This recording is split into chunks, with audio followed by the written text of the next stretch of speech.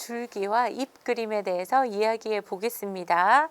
자, 우리가 이젠 어떤 일을 할 거냐면요. 막 이렇게 복잡한 자료를 많이 줬어.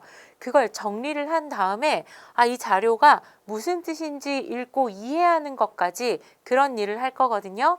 그 중에서 제일 기본적인 줄기와 잎 그림에 대해서 이야기를 해볼게요.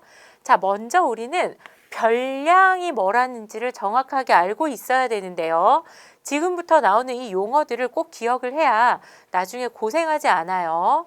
자, 키, 몸무게, 점수 등의 자료를 그럼 별량 이러면 주어진 자료구나 이렇게 생각하면 되겠죠. 자료를 이렇게 수량으로 나타낸 것을 우리는 별량 이렇게 얘기합니다. 자, 은석이의 키가 178cm래요. 이거는 우리가 반 친구들의 키를 조사한 자료였겠죠. 그런데 이때 이 178이라는 키는 그냥 178 이렇게 숫자로 나타내는 거예요. 이게 우리는 별량 이렇게 이야기합니다.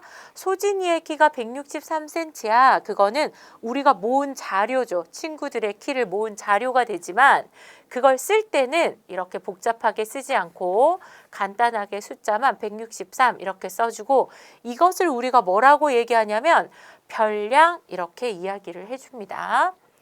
자, 그래서 줄기와 잎 그림은 뭐냐면 줄기와 잎을 이용해서 자료를 나타낸 그림이에요. 자, 여기에 자료가 하나 나와 있습니다. 그리고 단위는 시간이래요. 그래서 여기 뭐라 그랬냐면 8시간, 12시간, 14시간, 10시간, 21시간 이렇게 시간을 준 거죠. 별량입니다. 숫자로만 나타내져 있죠. 그러면 줄기와 잎 그림을 그렸을 때 항상 여기에다가 이렇게 정보를 줍니다. 이게 무슨 말이냐면 줄기는 원래 이렇게 돼 있고 잎은 이렇게 여기다가 이렇게 잘게 붙어 있는 거잖아요. 그래서 큰 가지를 여러 번 쓰지 않고 한 번만 써서 좀 편리하게 나타내 보겠다. 이런 아이디어로 그리게 된 게 줄기와 잎 그림이거든요. 그러니까 여기에서 이렇게 써주는 거예요.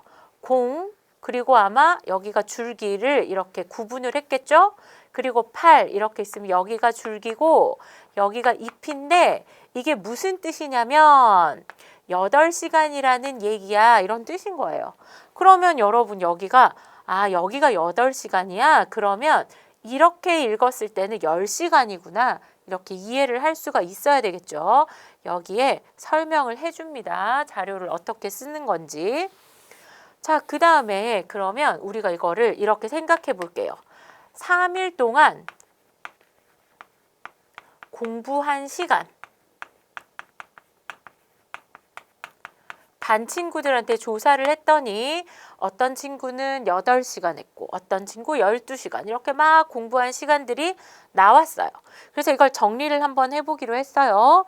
그래서 8시간 공부한 친구, 9시간 공부한 친구가 있었고요. 자, 그 다음에 찾았더니 10시간 공부한 친구가 2명 있었어. 그럼 얘를 어떻게 써줘야 되냐면요. 이렇게 10시간 둘 다 있으니까 한 번만 쓰는 게 아니라 10시간 한 번, 너도 10시간 한 번 이렇게 2번 써야 돼요. 그래서 여기에 뭐라고 했냐면 잎은 크기가 작은 값부터 차례로 쓰고 중복되는 잎도 모두 쓴다 이렇게 얘기한 거예요.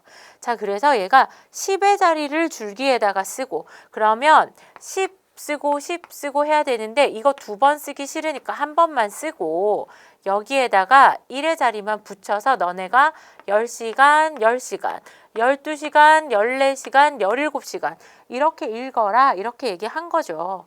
그래서 아주 기초적인 자료의 정리 모습이라고 알 수 있겠습니다. 자, 그 다음에는 어떻게 됐어요? 10시간 있는 친구들 다 쓰고 나니까 드디어 21시간, 28시간 공부한 친구들이 나왔고요.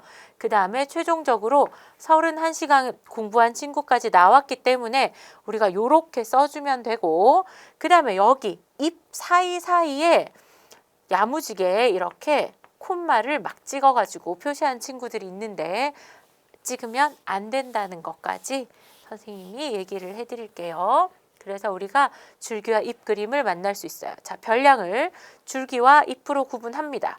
그래서 시간 중에 10자리는 앞부분 줄기, 1의 자리는 잎에다가 쓸 거라 이렇게 구분을 해놓고 그 다음에 이렇게 세로선을 그은 다음에 왼쪽에는 줄기, 그 다음에 오른쪽에는 잎을 씁니다. 그 다음에 줄기는 세로로 이렇게 쓴다고 돼 있어요. 줄기를 크기 순으로 세로로 써줍니다.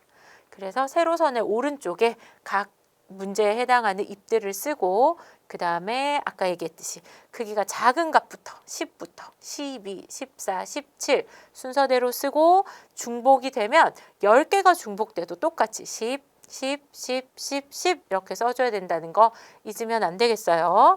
자, 그 다음에 우리가 직접 한번 문제를 풀어볼게요. 자, 오른쪽은 지혜가 친구들 음악 점수를 조사했어요. 그래서 지혜가 줄기와 잎 그림을 만들어 봤습니다. 자, 그러면 여기서 줄기가 6 이렇게 되면 여러분 여기 보이죠?